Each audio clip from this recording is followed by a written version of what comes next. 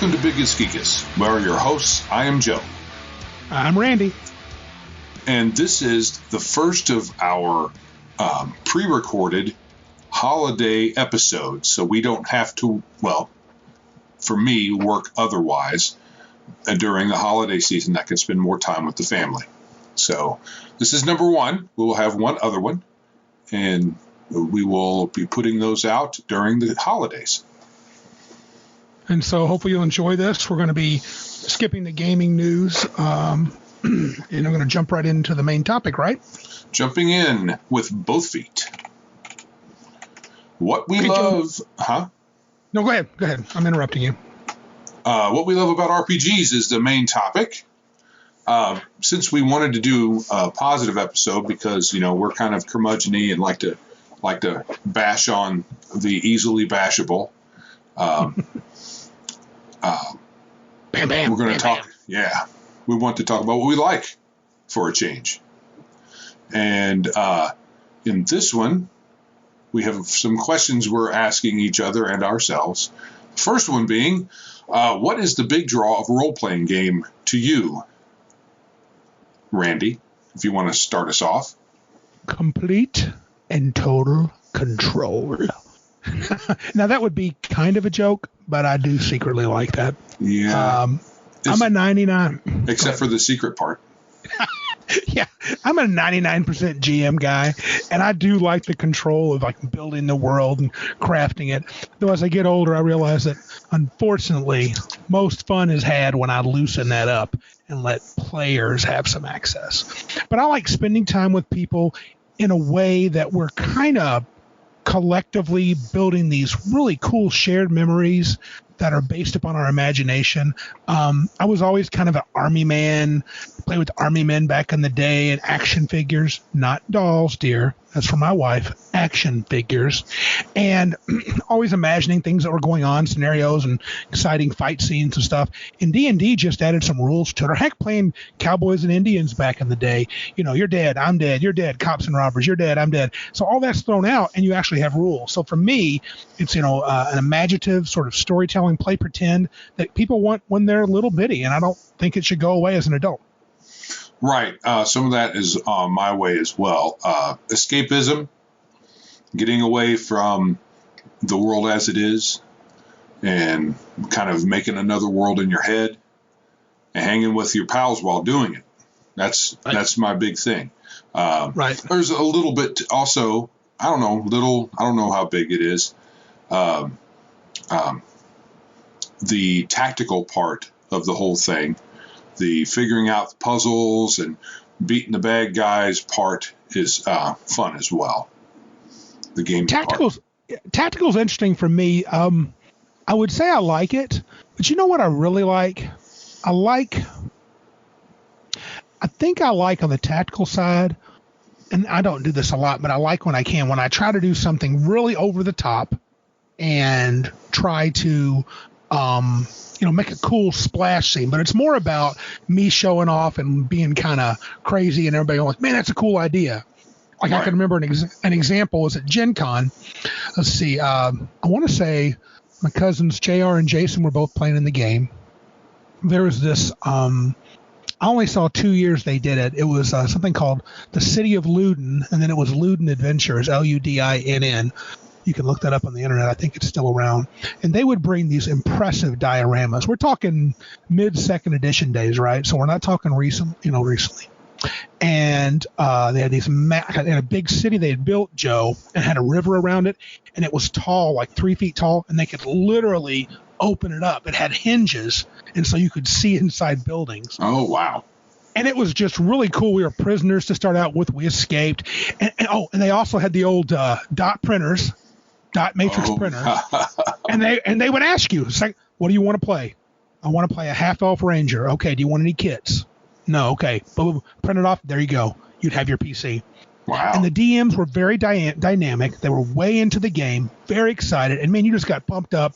They even asked each group to have their own battle cry, and we were thinking of one, and they looked to me to say it, and I said, "Greasy Death." And so every time we fought, we would scream, "Greasy Death." And we actually had people coming around watching us.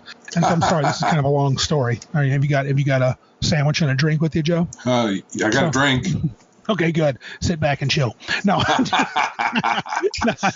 Sit back and chill. Randy's taking over the whole podcast by himself. Okay, I gotta get my skills out there. People need to see it. Anyway, so we're doing that, and then there was one scene where the final scene we're under an underground lake, and we're on this island, and there's this demon. Now, in game terms, we're like 7th level. I'm a paladin, of course, and we have escaped from prison. We have none of our previous gear. We have normal weapons, and there's like a type 6 demon guarding this treasure. And they're trying to fight it. I don't know why we had to do something to it. And they had their own special crit charts. And I see this sword. And I see this sword in the treasure pile. And the demon is kicking our teeth in. And so I reach in on my turn. I grab the sword. And the demon looks at me. And I take it and I toss it in the air straight up. And I say, "Lightbringer, dance." and the demon's like, "Oh my gosh, you're trying to distract him." I'm like, "No, it was my sword. Sorry, back up. My sword's," I see a magical sword in the pile. So I take my sword and go, "Lightbringer, dance." And I throw it up in the air, and the demon kind of turns, and that gives me a chance to reach in and grab the magic sword. And when I attacked him, I literally rolled a 20, and he had a table, and I rolled high percentiles. I mean, I had a great moment. I don't know if I killed the demon, but I really put the hurt on him. And the players are like, "That was awesome." And I was like, "Yeah, it was." That's pretty cool. Yeah, those are great moments. You don't really have because the other part of this one is why more than card or board games, is you don't really have that kind of ability to have those kind of moments. I mean, you could just make it all up when you roll your dice to go and move a square or two in Monopoly or something like that, but yeah, and you're playing cards. There's rules. You can play this card, but if someone plays this, and it was funny too because it was interesting. I never thought about that. The board game and a card game was a board game and a card game. You followed the rules. That's what they were. And when I became a role player, I found myself, and I started playing, card games and board games got more interesting. Things like Descent and games like, what's some of the Catan and all these, games have kind of, board games have blown up recently and card games. Right. And I used to, even back in the day, I'd be like, okay, that's a dumb rule. That wouldn't work. Yeah. I mean, even if it worked mechanically, I'd be like, that's not how the story, especially games that have a story layered on top of them. Arkham Horror. Well, every time you go into this room, you scream and drop your weapon. I have my gun in this holster. How can I drop it? That's what the rules say. And I'm like, and I found myself questioning those more. And so I think role-playing games just opens up so many more avenues, so much more freedom, and every session is your own. It's your experience with your buddies. Nobody else will have that experience ever again. Right. Not that particular one. It's truly unique. You could say that's kind of true with card games, but not exactly. I mean, yeah, you say different things at the table, but the game plays out the same. I can't recall any D&D game that played out the same. No. Well, the only thing that comes close to sameness is like RPGA type organized play, because they have standard. Well, I don't know how they do that now, but back in the day, that you could only play in the standard modules. You couldn't play outside of that. So even when they would restrict their, restrict the DMs, don't make sure you describe this way, or make sure every player has a chance to do this. DMs can still add their own flair to the story. So the experience, while you have the same encounters in the same order with the same traps, a good DM can make it their own, and they can still feel pretty cool. Right, and if you have a different set of players, you never know precisely what they're going to do. Through that. Right. All right, so I think number one establishes that role-playing games are superior in all ways to card and board games. And video games and any other game you think you like. And I love me some football, and I love me some basketball. I can't compare those. Those are different. I love the athletics. It's a different story. Yeah. It's hard to compare. But anything that's kind of a game, sit down and play, even a video game, I'm going to say role-playing games are miles better, in my opinion. Yeah. No. It's objectively true. Oh, that's a good point. It's objectively true. You actually can't make any arguments against it. No. You're correct. I don't even care if you're on the what's the word? I was just listening to a podcast today about it. Not a gaming podcast at all. It was these two philosophers talking. They were debating postmodernism. So of course, postmodern folks, there's no grand narrative. Well, I just made one, and it's true. And I don't care how postmodern you are, you're wrong. You're completely wrong. Yes. There is a grand narrative. Yes. And the narrative is role-playing games are the best tabletop games, period. Yeah. All right. So we've got, you want to take the next one? Sure. Yeah, we'll kind of bounce back and forth. I got several things here. Yeah. So now this is interesting. So what genres of RPGs do you prefer? You can rank them if you like. You don't have to rank them. But I listed, now again, I only listed a handful. Fantasy, which I say about wizards and dragons. Modern, sci-fi, pulp, kind of like Doc Savage type stuff. Superheroes, horror, western, anime, or some other. Maybe other would be mixes, kind of like how Deadlands is magic and westerns, and, things like, what else is a mixture? They do a lot of these in Savage Worlds and mixture settings. Wouldn't, liking them. What's the Rippers? Wouldn't that be kind of a mixture? Is that pulp, or is that just its own thing, horror? Yeah, it's kind of horror, but you're right. You actually got a little superhero action going on there, because you do become pretty tough. Or like there's one, I wish I could think of. There's a Savage Worlds game that was released a couple years ago, a setting where you play superheroes, relatively low power, during the Revolutionary War. Oh, okay. And like the British are coming. Paul Revere is a speedster.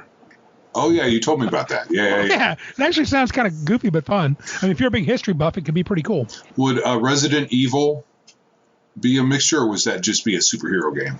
Kind of turn. I think I would say, that Resident Evil, isn't it kind of horror with the monsters and zombies, but also action because you're going to kick butt?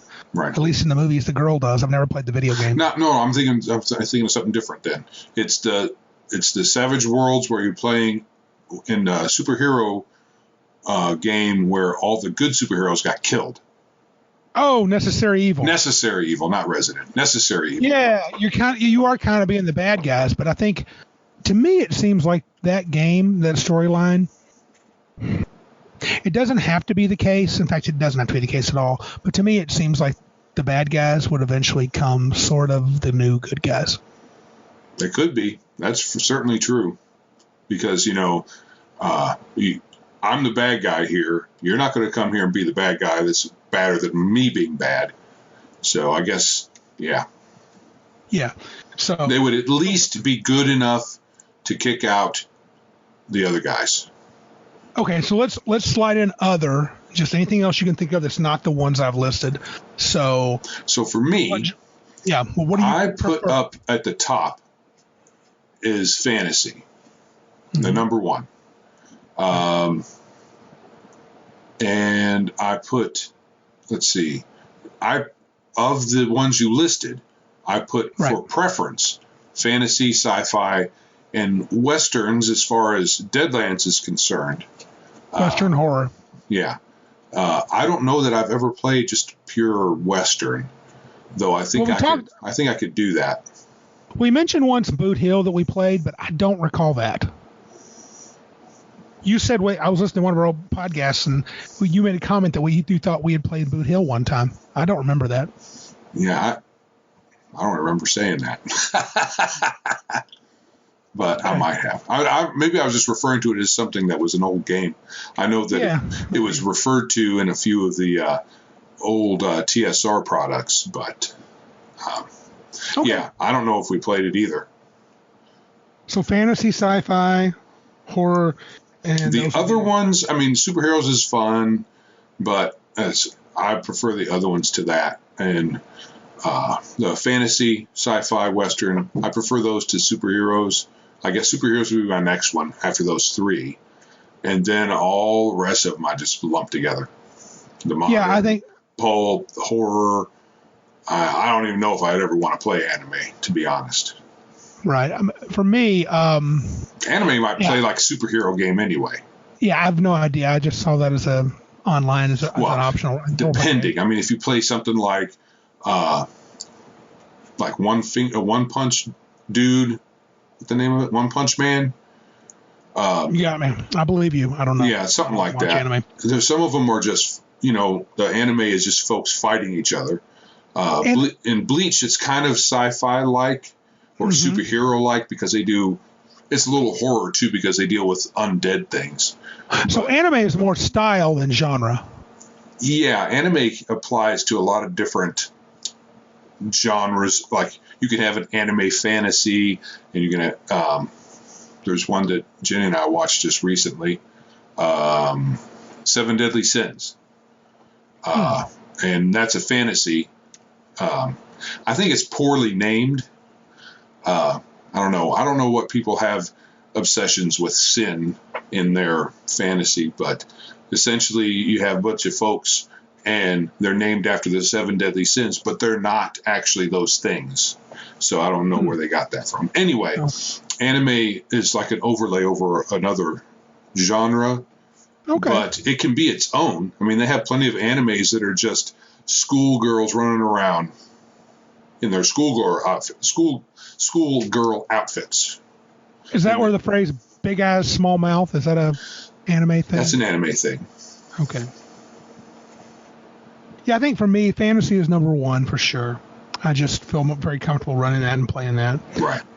Next is probably the horror western. I love the Deadlands. I backed that Dark Trails game, a DCC variant, just because I wanted more ammunition in my, no pun intended, in my Deadlands game. Then probably, I have a secret desire to play sci-fi, but as I told you, it's just not one of my strengths. Well, you did pretty good running that the sci-fi game at Cabin Con. Yeah, thanks. I appreciate that. I don't know. I just don't feel terribly confident running those. And then superheroes is definitely a strong fourth for me. It might actually be tied. I would put superheroes, probably superheroes before sci-fi, and those four would be big. And mixtures can catch my attention. I could play a lot of them, but those would definitely be my top 3 or 4. Right. So I would slide sci-fi below supers, but we're obviously very close there in our preferences. I'm correct, though. Well, obviously. Right. So, what currently produced RPGs are your favorite? Okay, this is easy for me. My favorites right now are, without a doubt, Savage Worlds, not in order, 13th Age, and probably the current edition of D&D, but I'm really looking back at the old things. I mean, at some point, Joe and I keep talking about it with our world building segment. I got a feeling we're going to make a Frankenstein of D&D at some point. It's going to happen. Franken-D. So, but yeah, those are my really big favorites. And within Savage Worlds, there's several subsettings I like in particular. I could name those too, but right now I would say those are my 3 big systems. Well, we have some overlap. For me, Savage Worlds and 13th Age. And instead of D&D, because I am beginning to really loathe WotC, I put in Hackmaster, even though I haven't even played. I just love it from reading it. Yeah, I could tell you talk a lot about that. I think it's going to have. I think that's going to come to the table. I have a feeling. Well, it's going to come to the table at Cabin Con this coming up. Yeah, I'm going to be running it. So sweet. I got to jump in that stuff. I got to get a piece of that. Yeah, those are my favorites and for sure. I'll tell you why I like them better. That's not part of any of the questions, right? The why? No, but you're telling me. Go ahead. Yes, I'm going to tell you why. And the why is because they are total escapism. Yes. There's nothing. They're not trying to push some social agenda on you, or there's not even really a hint of social agenda in them.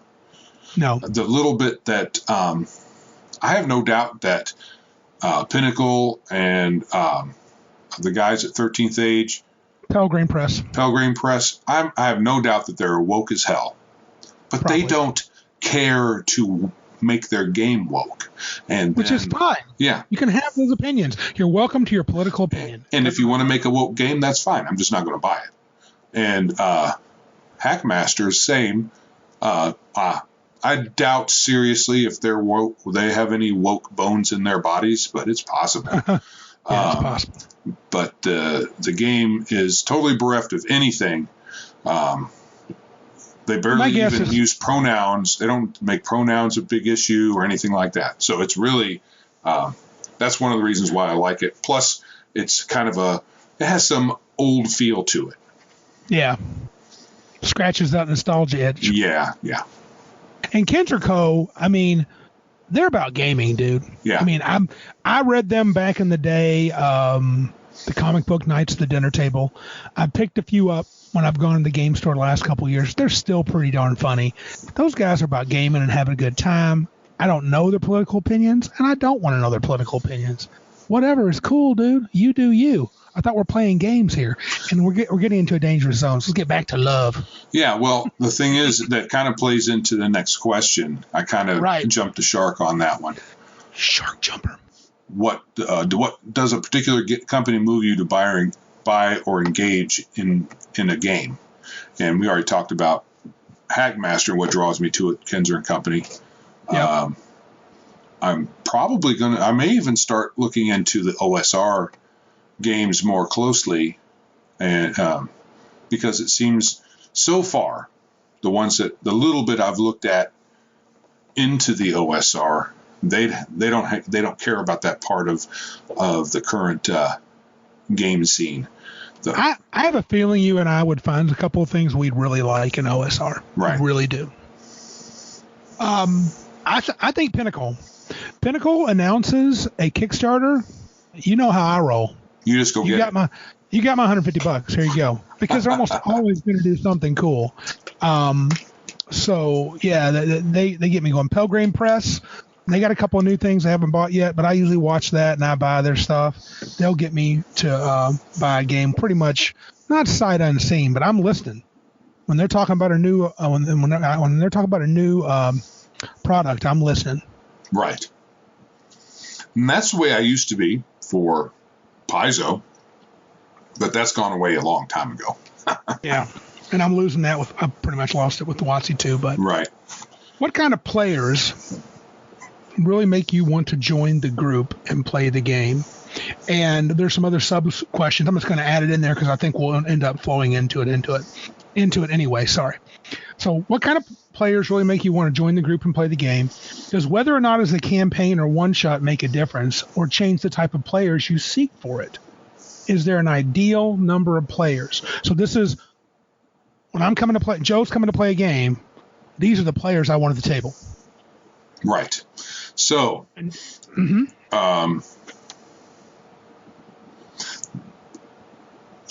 players that I know who engage the game in some kind of way, either the scenario or story, or the mechanics and strategy of the game. So, as long as and from all the people that we game with, the ones that I prefer are the ones who are, leaning up to the table, kind of not on the edge of their seat, but they're ready. They're there with their game face on, ready to play. They're fully engaged. They're ready to go when they sit down. Right. It doesn't change my whether it's a campaign or one shot. Doesn't matter. I prefer folks that are there to play, are into the story, their character, the mechanics, the rule set. They really like what we're playing. Those kind of people. Doesn't matter whether it's a campaign or a one shot. Honestly, if it's a one shot, I'm going to say I don't care at all, really, who's playing, because it's just a one shot. Yeah. It depends on what you're doing the one shot for. If you're playing to learn the system, you don't expect that people aren't going to be engaged, because the folks that are playing it are interested in the new, so they're definitely going to be there ready to play. And I don't really have an ideal number of players. I mean, from all of our friends, especially our Cabin Con attendees, any number of those I would probably play with at the same time, especially if you were GMing because I know you run a tight ship, and we could, as much as we could, it would go pretty smoothly. Okay. So I don't really have a hard limit. I mean, if we're talking about playing one shot at your place and we're starting at 8:00 at night, then that's more of a ideal when you're going to select probably 3 or 4 players. Gotcha. So if it's a small window of playtime, then of course small number. If we're not worried about playtime, then I don't care. Okay.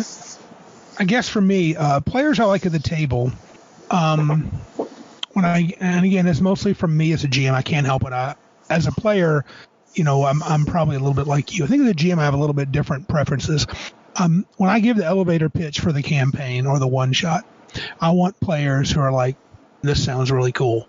I want a part of this. And when they make their character, it's a character made to fit what I said, not some weirdo that doesn't seem to fit at all, and someone that doesn't want all these stupid exceptions for their character. Well, I know you're playing a Western European game set in medieval England. I'd like to play a samurai cat lady. And I'm like, really? You're going to play a kitsune samurai in my... Yeah, I mean, come on. That's just like pooping. To me, that's pooping on the setting. And again, I mean, everybody has different kinds of fun, but that kind of annoys me. But I want a player that really wants to be engaged in that setting, story, and the thing that I haven't planned. If it's a one shot, I want players that want to. In a one shot, I think the story, what you have to do, comes out pretty fast in the game. It becomes clear what the GM's doing, and I want players that want to be a part of that story. I don't want them to run off and go, I'm going to go talk with this blacksmith's daughter. Why? She has nothing to do with the dragon on the hill. Well, I just want to do this because I want to role play or whatever reason they have. And so I want players who are like, okay, it's about going to Dragon Mountain and we're going to kill Smaug. All right, let's get our gear. Let's go to the bar, ask about rumors, people we know, hit the road. Let's make a plan. And I guess it does change. So I can have someone in my campaign who's less inclined to, go straight up for the dragon. That's fine on a session. But if I'm doing a one shot, you got to be focused, somewhat focused players. I like players that aren't easily distracted, or not easily distracted is not even the right term, that are purposefully distracted. I think some players only seem partially engaged. I want players that are fully engaged to play, just like you said. Right. Sit down, got my dice out. Are we going to start? Are we going to play? Even though sometimes I find myself sidetracked, I love when I have players that ask me that. Because like, oh, these dudes are ready to roll. I like players that have leveled their characters in a campaign. I really find it frustrating people don't level their characters. I love when a player shows up, has no questions, you're ready to go. Yep, I'm going to tell you about this cool feat I got, this neat spell that I got. Or like, you do this a lot in Pathfinder. Joe used to like, I want to tell you, Randy, I just got a new level and I got this special power. I just want to make sure you're ready for it. Joe's really kind about warning the GM, so I'm not like, dude, that's broken. Are you sure that works that way? And so that happened a lot. That happened a lot in Pathfinder. Yeah. You need to be ready. I used to do 5 points a round. I now do 64,000 points a round. There's one level difference. Ideal number of players I still maintain is 4. It's ideal. Everybody can engage in the story. They can engage in the mechanics. They can build their characters. They can get to know each other. They can really do stuff. So to me, 4 is perfect. I will play with 5 or 6. I will play with 3. I might even play with 2 if I was motivated. I've done it. So, but ideal for me is 4, and that to me makes a great, great game. Yeah. 4 players, 1 GM. Sure. That's a good number. Yep. Okay. So the next one is, what kind of GM makes you want to play in their game?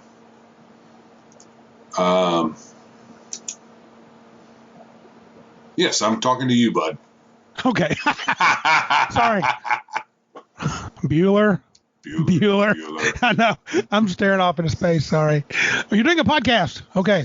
For me, a GM, I would probably say I love a GM that's prepared and not scrounging through notes all the time, rolling dice, not sure what's going on. I love a guy that's completely focused on here's where we were last time. You were doing this, Joe. You were doing this, Randy. Sally, you're doing this. Fred, you're doing that. It doesn't matter whether it's a one-shot or a campaign. I really like a focused, prepared GM, one where they seem in control of their own quote-unquote world. Not that they have snappy answers all the time, but you rarely stump them, right? You say, hey, I go to the barkeep and say, hey, what's your name? He might roll a dice and go, his name is Rigel. Right. And that's cool. Even if he rolled a dice, it's like, well, it's pretty fast. But if he's hemming and hawing and my name is Bob, it's like, oh, come on. Right. But I'm complaining. I need to stop. This is happy time. So that's my favorite type of GM. Well prepared. Right. And I will agree with you and then add the kind of GM I like is one that's more of a collaborator, not in the negative connotation, rather than an antagonist. So the GM that's there to provide and help the players have fun, not one that's there to say, how many of you am I going to kill tonight? True. So, yeah, I prefer all the things you said, and I want them to be someone that's, and with our group of friends, I don't have to worry about that, really. And for me, it doesn't matter whether it's a one-shot or campaign either. Same kind of GM. Okay, now this is definitely multiple questions in the next one. What's your ideal length of time for, and we'll do them one at a time, a session? 6 or more hours. And then we're talking about ideal. Oh, really? Ideal. Okay. So I know usually we don't get that because of time constraints. We're working, we're tired, it's Saturday night, and we're not in our 20s anymore, and we're old and crotchety. But ideal means for me, I haven't worked that day, and it's earlier. We get an earlier start, and everybody's raring to go. So yeah, I like longer sessions. Yeah, I think I'm going to answer along with you just so we don't have to go back the whole thing again. Right. I would say that for me, a session should be between 4 and 6 hours. If we're well rested, I could go a little more.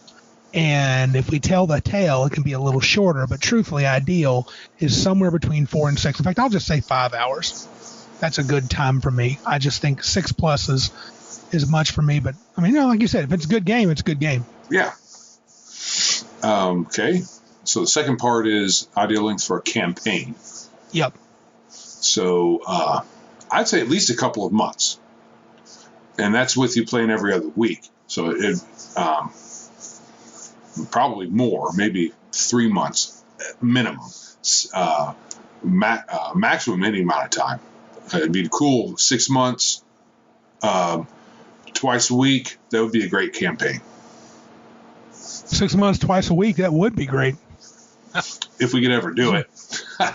Twice a week, that'd be awesome. So I guess ideal for me, I think mine would be sorry.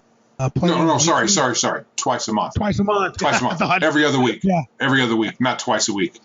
I mean, that would be great if we could, but yeah. Ideal. Yeah. Ideal for me would be probably 6 months. That feels like a good length for a campaign. I've done shorter, I've done longer. But I feel like you can really get into the meat of a character in that time length. Doesn't mean you couldn't keep the same characters and transition the campaign forward. But for me, a good campaign where I felt like I've told a story, and we've told this before, the Rippers game, we ran about 3 months or so, maybe longer, I don't know. And we told a really cool tale through the novice levels of Savage Worlds, a little bit into Seasoned, completed the whole story arc with the Coven of Witches, and I thought we really accomplished something. That was very satisfying for me. Yes. But I think 6 months is usually what I think you need, considering our time constraints as adults. Yeah. So what about? Go ahead. Yep. Oh yeah, it's your turn. Go ahead. Yeah, man, come on. So a particular game system or setting. So what do you mean by ideal length of time? Sure. So we're playing D&D 5e. Oh, so okay. So length of time. 2 seconds. Yeah. Is there such thing as negative time?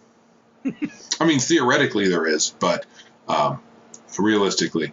No, pick your favorite setting, whatever it might be. Actually, that could be a tougher one to answer because there are some game systems you probably prefer playing different lengths of time. I don't know if that's true. No, okay. I would say the ones I like the best, the longest. So it would be like fantasy is like 6 hours plus.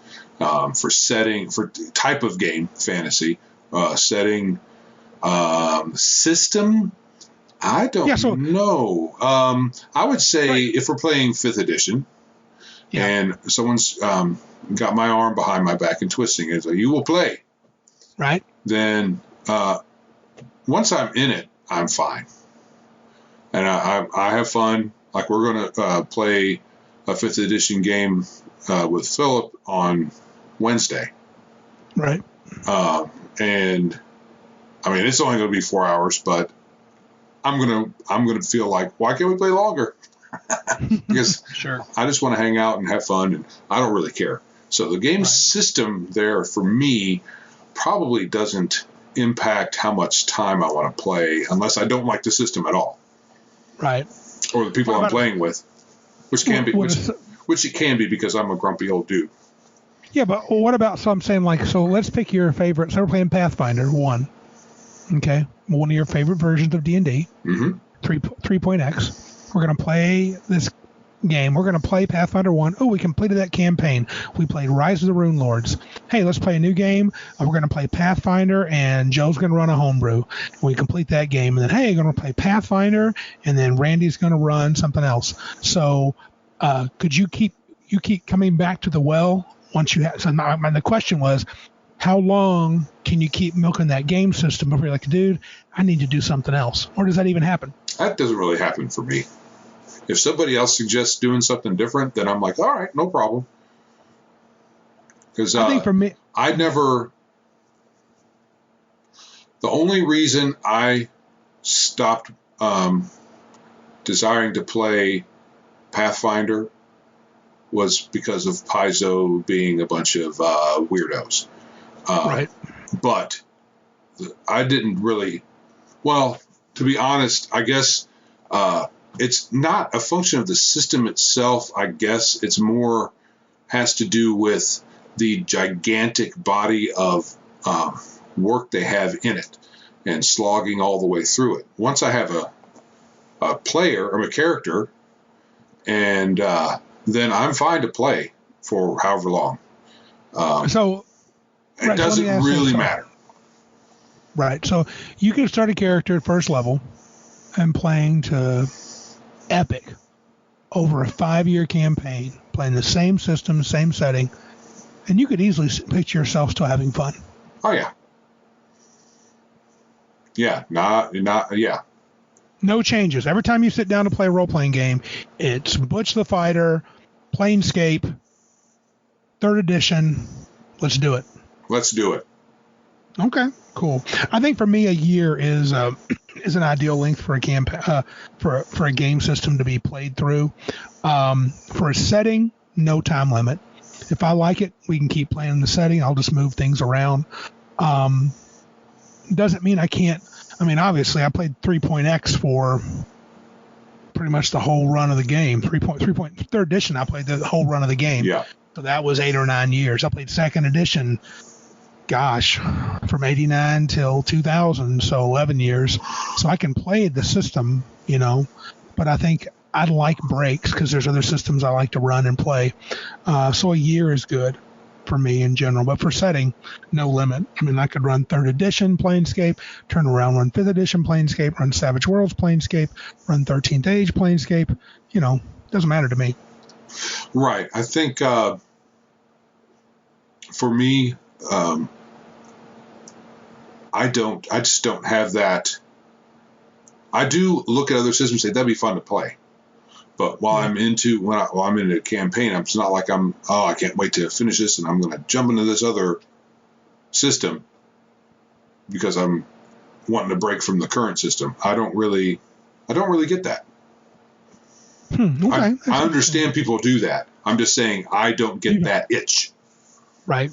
you like the consistency of that character, and that's usually connected for most people to a system. Yeah. Okay, I want to take the next one too because I want to make a comment and let Joe clarify. Joe, as far as I know as a person, had a time in his life where you were playing. How often were you playing in DC at your highest point playing gaming? At least weekly, if not multiple times per week. Okay, multiple times. I thought you told me one time you had 5. Maybe that was a weird week where you had 5 sessions in 1 week. But anyway, gaming schedule. Ideal gaming schedule. How often would you play? Ideally. If I could get a weekly game, I would. If I could fit it into my schedule, ideally. Yeah. Me too. I don't think I would do it more than once a week, but definitely once a week. Yeah. I'd love 4 to 6 hours weekly on a Friday or whatever someday. Right. Get there early, play late. Yeah, I'd like that. Yeah. Favorite way to organize. I'm reading this because you're going to be the one answering because organizing is you. So favorite way to organize a gaming group. And there are 4 different categories here. We'll go with the first one. A, do you like to set in stone a number of players and the GMs or GM?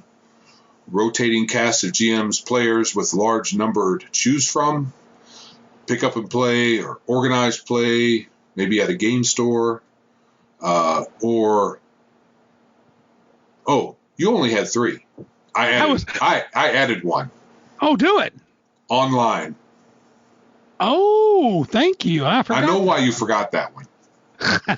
Because you don't consider it a valid form of play. It is actually not gaming. All of you that play online are not playing games. You're not. You're playing incorrectly. No. You're fooling yourself. I put yuck next to that in parentheses because I know that's probably the reason it wasn't there. Anyway, currently, yeah. So go ahead. Which of the other 3? Because I know the 4th one is not really on your mind at all. No. Option A. I want it set in stone. I want these 4 to 5 players.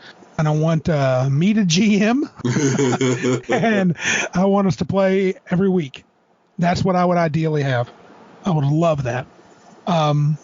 We currently have a rotating cast of players and GMs, but in a weird way because, I'm usually GMing, but I'm jumping to my next group right now, which we're starting to form the Savage Worlds New Village game, and I don't mind that. Part of me, I'll be honest with you, I feel obligated. I got so many good friends that are in my circle of friends, I guess, and several people I would like to be able to play in a game. And I've had several folks, hey, I like to play in one of your games. But I've got like 8, 9, 10 of them for sure that I would like to appease, but I'm not running a game for 10 people. It's just crazy. And so I'm finding myself, I think that might be why I want to run shorter campaigns too, to stop and get other people in. I mean, my last long campaign was a year. We met almost weekly. It was my wife, Philip, and Amy and Trent. And that was a great group. And then it ended and switched to something else and then something else. And now we're trying the current iteration of a group. So I guess for me, ideally, it would be a set number of people that play and I GM. But I'm not sure how I get around that. Maybe you could say, don't worry about it, Randy, you do you, which is fine. And people should run games for themselves and find people to play with. But there are people that I want to play with that I can't always fit them all in. Yeah. I would just say, don't worry about it. Appeasing people.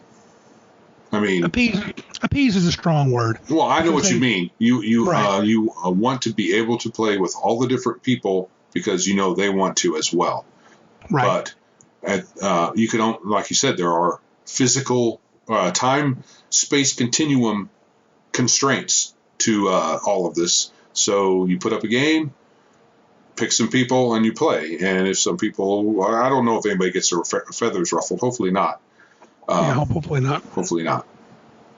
It'd be interesting. You know what, Joe? It'd be interesting to hear from some. I know some of our friends are listeners. It'd be interesting if they would send us email questions or comments on that. I would like to know what are they doing now? What are you guys doing now? My friends that are listening, what are you gaming? When would you like to game? What would be ideal for you? This would be cool to hear from them. I would love to hear. It would be, since no one, since we've started doing this, has sent us an email. Somebody send me an email. Joe needs to read it on air because that would be cool. It would be. And in Anchor, you could send us a very short, minute or less voicemail as well. How do they do that? There's a link on the episode. I may not have turned it on for all the episodes. I may have to go back and do that. That's okay. Turn them on. Yeah, that'd be great to get a little voicemail. The voice message would be cool. Right. I do that with some of the podcasts I listen to. On Anchor. So it's actually that's one of their. I guess that's what a lot of people like about it. It's not unique to Anchor, but right. How about you, Joseph? If you were getting ready to organize your own game, so Randy boots you out of his because he doesn't really like you, and so you got to find other people to play with. How would you like to organize the group? I resent that last remark. Doesn't really like me. This is theoretical. This is theoretical. Absolutely, my old homie. I get it now. My feelings are hurt. Good.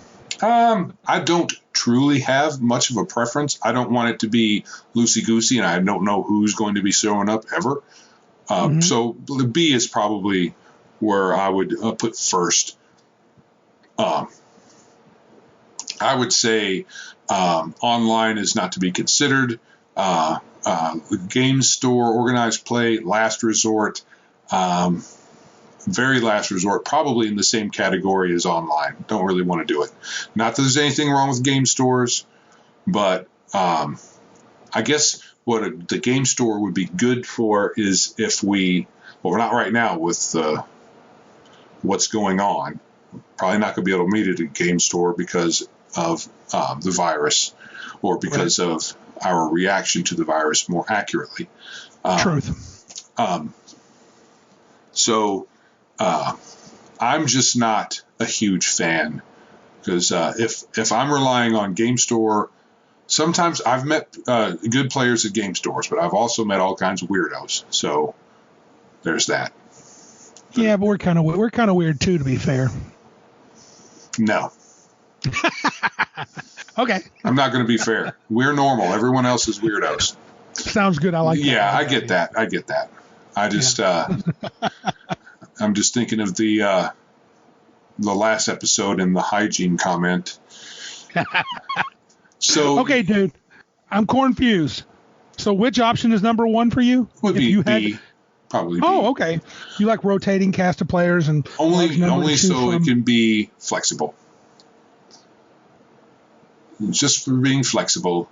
If I'm running the game, I can be flexible. I don't need to have the same people all the time.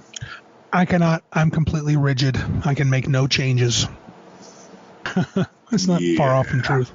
Okay, next question. Almost done here. What components of a new game or game supplement would entice you to buy/play it? So I listed some things like the game or game supplement has minis and maps. It's really made for it. Or it's a theater of the mind approach where you don't need minis and maps, you just describe things. On the continuum of crunchy to narrative based, so crunchy being something I would say like AD&D is crunchy or D&D is crunchy, all the way to Amber Diceless. Though to be fair, I've only made a character of that once in college. We never played. And traditional or OSR or story narrative driven. So if there's other things that entice you to buy or play a game, you see it, you hear about it, you read it, and these components, what components would entice you the most out of all that? I would have to say C, being on the traditional side, trad games. Gotcha. Minis and doodads and stuff like that, to me, they just seem like a bunch of extra stuff I'm going to have to figure out where to put. And storing it, it's going to collect dust. I'm not going to use it. Going to barely look at it. All I need is a game, a map, a piece of paper, and a pen and dice. All the other stuff is starting to annoy me. I don't know why. I used to really be into having terrain and stuff, but at this point, every time I see the fold down flat or fold down flat minis and fold down flat terrain, I'm like, oh, I like that. Right. I can easily transport it. I can easily store it. It doesn't cost nearly as much. So yeah. So a more traditional game, and as long then, as if the minis and maps aren't, well, it seems like that problem's solved for you then. The flat fold down maps, flat fold down minis, you can handle it. So you do like minis and maps in your game. Yeah, they're not the draw though. Okay. So I like them, but it's having minis available for a game as opposed to not doesn't make me want to buy or not buy. Because that's how you phrased it, unless I'm putting too much emphasis on the wrong syllable. But it's possible. I'm just trying to, so that won't entice you. Totally theater of the mind. We don't use maps or minis. It's all in our head. That doesn't entice you. I like kind of a hybrid. So you use the maps, you use the minis, but you're not married to them. So that's why one of the things I liked about, or I do like about 13th Age, and that I like about a game I don't like anymore, The Strange, where the tactical map, where precisely you're at on the map doesn't matter. So you don't even need grids. You just need a map. Grids don't matter. So I prefer that format than the grids. So, yeah. But I can't think of other things. So all of these things, what's going to get you if it says, okay, so the GM sets up the story, players make the characters, and they go on their adventure. That's going to draw you, because I would call that traditional. So yeah, trad game number one. So yeah, when I read this first time, I was like, I'm not exactly sure where you were going with that. The order I put them in was CAB. So. Gotcha. Okay. So B, whether it's crunchy or narrative based or any flavor in between, you don't care. If a game's good, it's good. Right. Okay. Although it's got to have rules. And it's got to have dice. If there's no dice, it's no dice. No dice with me. Roger. I got it. Roger. I think that makes sense really for you. For me, I think as I look at this,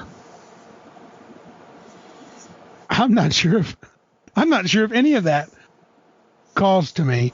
I will say cool minis will catch my attention. That won't make me buy a game though. I'm going to back up on that. Probably minis. None of that really calls to me. It has to be the idea of the game. Minis, however, if they're really awesome looking, will make me stop and look at that game in the store. But I think the game has to have I guess it should be on here. To grab it, it has to have a cool setting. More than rules, it has to have a cool setting. That should be probably in there as an option. I didn't give that to you. That might make a difference. So the game setting, when I read... Yeah, I would agree with you. Setting is number one. Yeah, Deadlands back in the day, and they're like, okay, you can play an undead gunslinger who also is a huckster and casts magic. And I'm like, what? That sounds... And then they have super awesome art.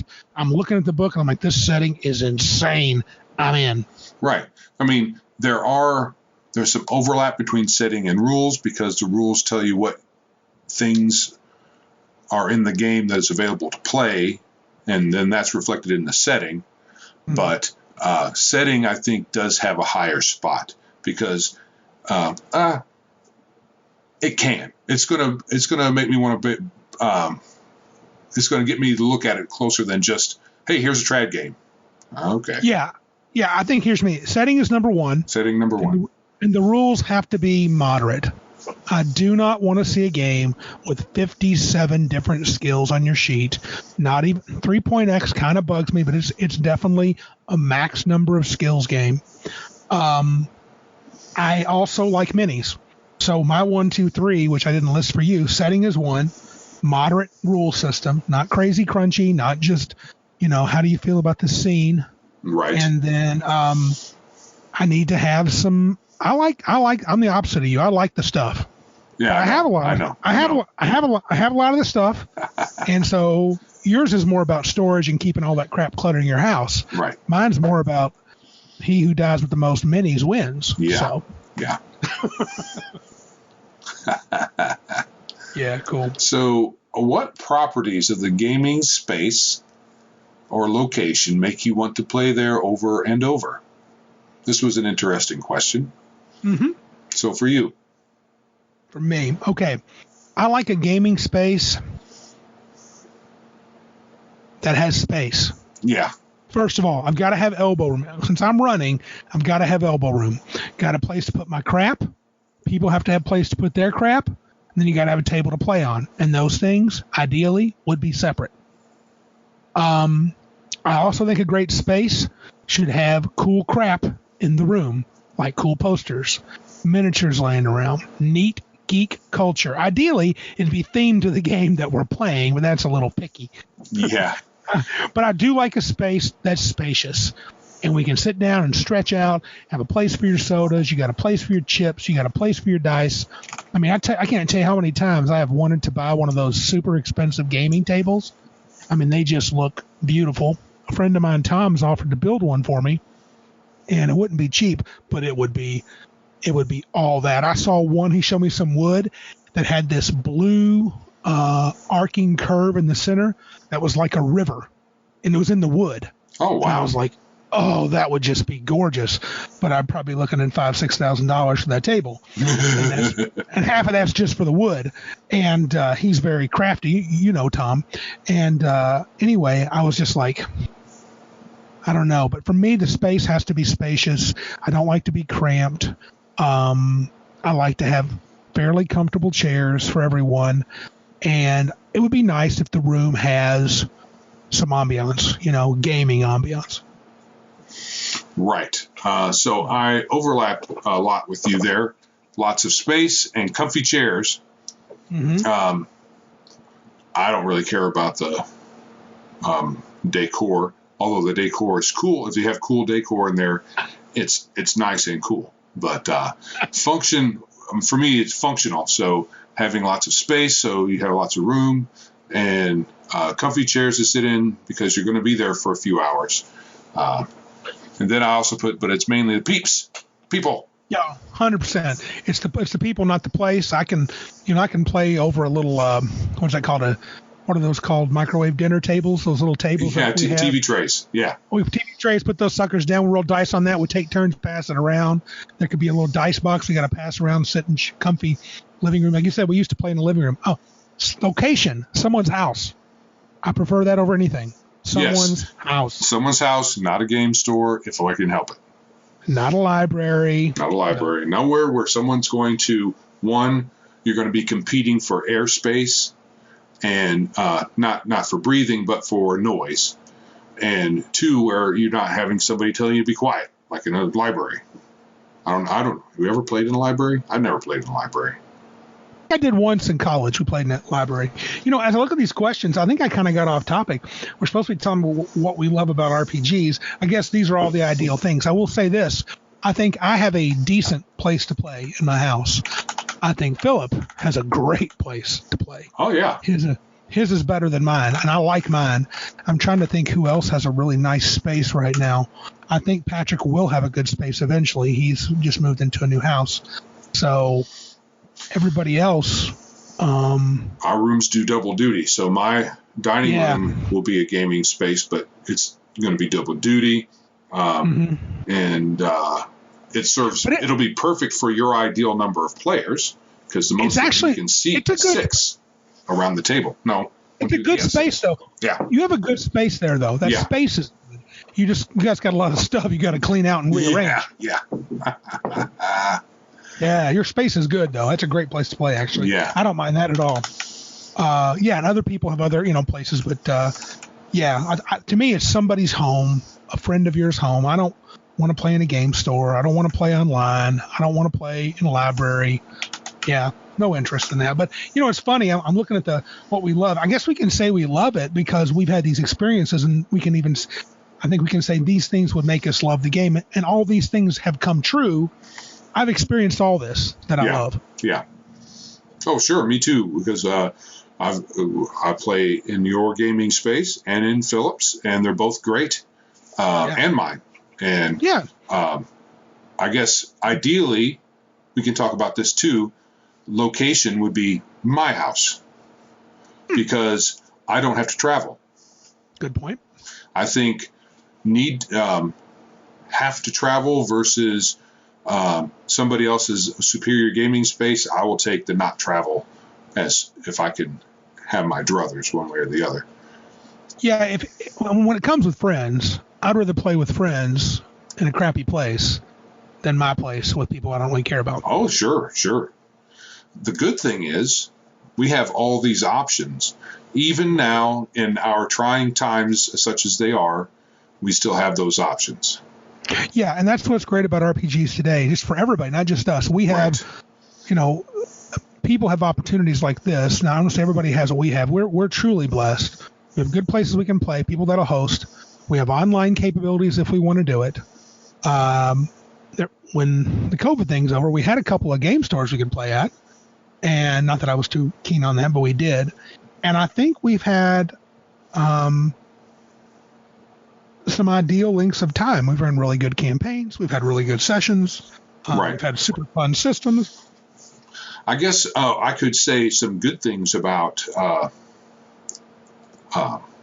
game store play is you can find new friends. And that's one of the things that's great about RPGs is that it makes new friends. If it wasn't for playing D&D, I mean, we were already friends before we played D&D. True. But none of the other people that we play with, for me, I would have been friends with. Maybe Philip, because he was a college buddy of yours. Right. So he would have fallen in my circle of friends anyway. But there's a couple of band members of my wife's, but outside of a few exceptions like that, I would have a much smaller circle of friends. Yeah, I would say a lot of my friends are due to gaming, the ones in Michigan for sure. Of course, I got family and friends back home different times that weren't necessarily didn't have to be gamers. We'd still been buddies. But yeah, gaming has brought a lot of friendships into my life. Right. That's one of the reasons I love it, because it's a social thing. So you get to meet people. And Darren, I wouldn't have met for gaming. Phil, I actually met playing basketball, but we did bond on gaming. Right. Yeah, there's a lot. I think Lewis, I met him at the game store. Right. So there you go. Yeah, so, lots of people I would never have met had it not been for gaming, and had made friendships, which is really cool. And I think I met Dave for the first time at CabinCon. Yeah, and I think that is the social aspect of the game is another thing that makes it superior to the board and card games. I guess they're social too, to a degree, probably as much, and I'm not into card games or board games as much, so I don't know that it has the same paradigm as RPGs. I know people have regular card games they play with their friends, but I mean, I guess you can probably meet new people too. You go to a place where they play cards and you meet new people and stuff like that. Yeah, I imagine that is probably a thing about games and gaming and having that sort of a pastime that the social part of it that's really important, because we are social beings, being humans. We are social. Yeah, I wonder, can you play? And this is a little off topic, but it's interesting. Can you play an RPG and not be social? I mean, I guess you can do it online. Yeah, that's not terribly social. Can you do it face to face too? You can, right? Roll the dice when they ask you to. You could sit and be a wallflower all night. It's really it'd really be noticeable if you didn't really talk to anybody, except when spoken to. You didn't interject anything at all. You didn't look at anybody. It would be a little awkward. Yeah, I think that's one of the things I should have on the list is just the social advantages of RPGs.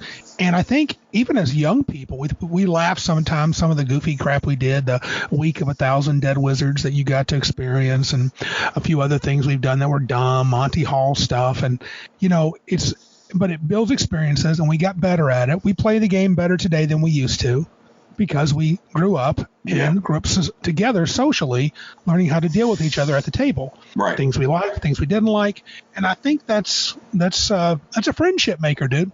It is. It is. Yeah. Okay, I think I've got everything I wanted to say about the love. It's a love train. I think we should go to the next station. Oh, that was a good segue, wasn't it? Dude, I did it. You leveled up in Segway. Sweet, I'm level 1.5. That's awesome. So, a CabinCon moment. Now, we've talked about this over and over. This will probably be short unless we, wax... Poetic? Not poetic. What's the other word? Nostalgic, too. Yeah. What are a few of your favorite things? I listed a whole bunch. And I'm going to enlist them. In CabinCon, so gaming with pals, and that's going to be big for Joe. He said that multiple times. Mm-hmm. A long weekend getaway / vacation, playing a truckload of RPGs, camaraderie, the location, timing of the yearly event, length of the event, the shared worlds we create, gaming with folks you don't get to do so during the year, and other. So looking at all that, could you pick out a top 2 or 3 that you just say, man, this is what I love about CabinCon? These 2 or 3 things are my favorite things. Well, A, B, and C, really. Yeah, those are good. I have to. D is related to A. D is camaraderie, and that's gaming with pals. That's connected. Yeah. Just to clarify, my idea was camaraderie, really not directly related to us actually gaming. Oh, sure. The hanging out part, but it is connected. It's all connected. We're hanging out and gaming we're doing. Sometimes we're hanging out while not playing, and hanging out and playing at the same time. And camaraderie. Gaming with pals. The long. I like it to be a little longer. That would be great. Yeah. Dude, a whole week. Honestly, how would a whole week sound? It sounds like heaven. I already take the whole week off, but honestly, I might have to take off 2 because the first half of the week I spend exclusively with my wife.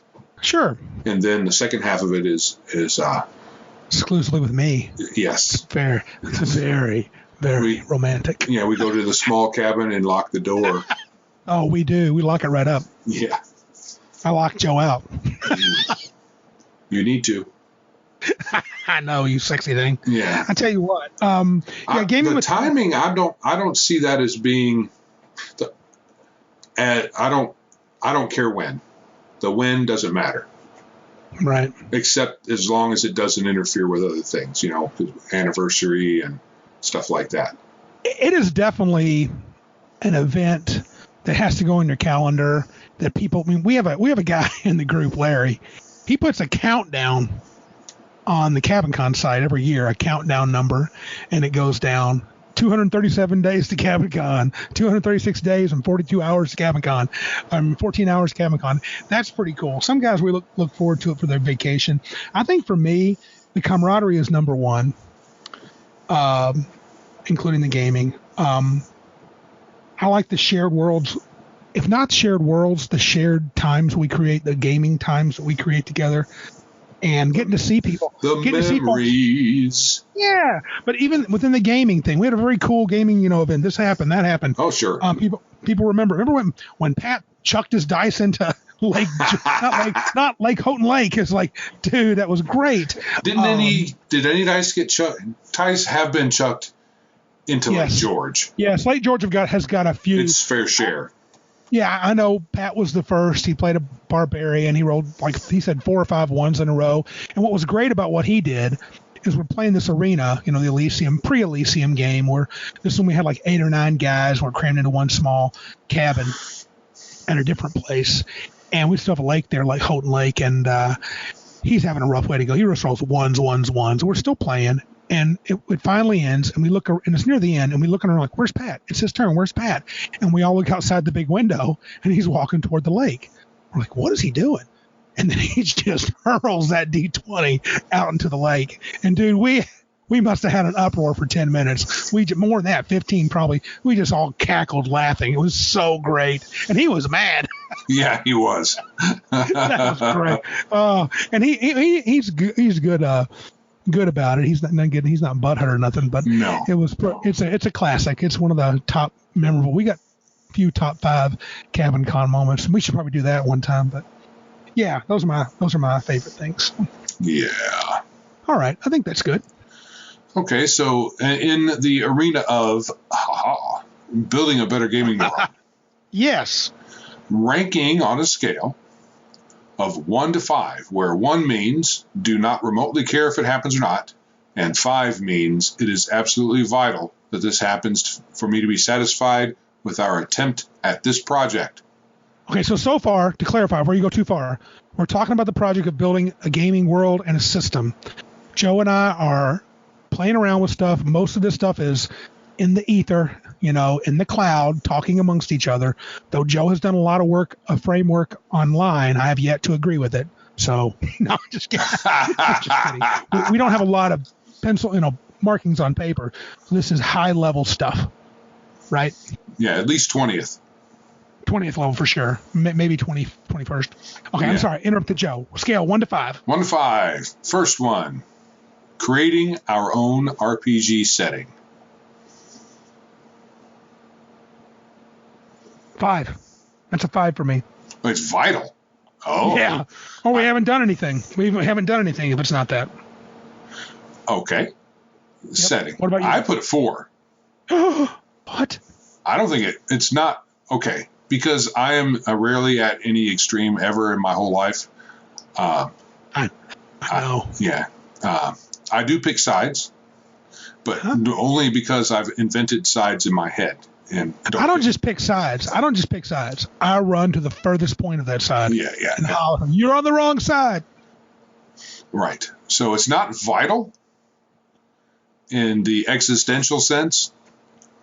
So if it's not supposed to be existential, then correct me. Okay. That this happens for me to be satisfied. Okay. Gotcha. So I'm happy talking about it. It'd be nice for 4. So 4 for me is it would be nice if we created our own setting. Gotcha.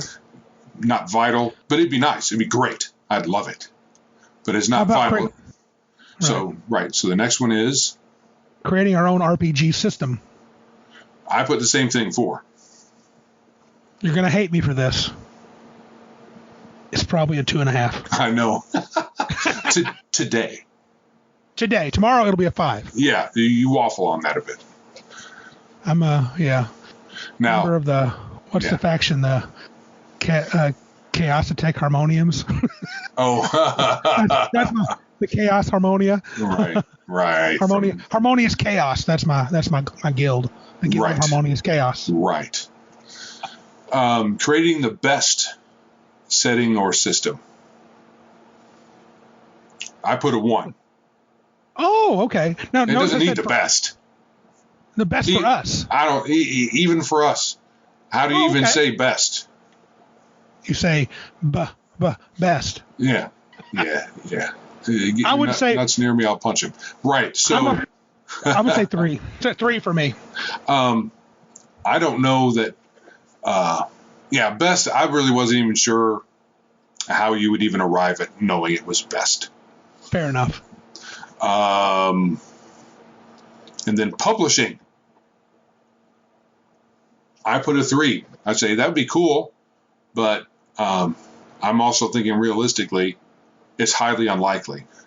But I put a 1. Put a 1. Yeah. I don't care, but it would be kind of cool. It would be cool. It would be nice. I would like it, but I'm realistic in that it's highly unlikely. The only way we really publish it is you and me figure out some rules, type them up, and we publish it on our website. That's how it gets published. Yeah. Oh, yeah. That's what, yeah. No doubt. So, but it'll be called the Ultimate D&D or something. I don't know what we're going to call it, but I'll come up with some stupid name, and Joe will have to agree because I'll cry till he does. I thought about this for a whole year. It's got to be good. I spent 2 seconds on this idea, Joe. Come on. It's got to be the name. Oh, good times. Yeah, well, so that brings us to the end of our first holiday installment, pre-recorded installment of Biggest Geekus. So please share, like, or review our podcast on Anchor. Another reminder for those who are remotely interested in asking us questions or dropping us a line, you can either do that on Anchor itself and leave a voicemail, or you could send us an email at questions@biggestgeekuspodcast.com. I know why they don't do it, because that's a lot to type. I think a lot of letters. They get tired halfway through. Even though you can just click it. You don't need to type it.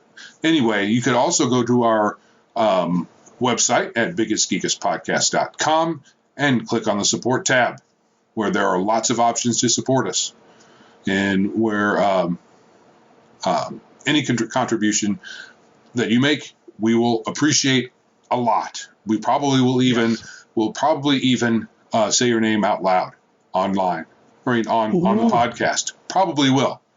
Though we didn't for one contribution, should we? I thought we did. Did we? Okay. Let's keep it secret. Yeah. Let's keep it secret for now. Okay.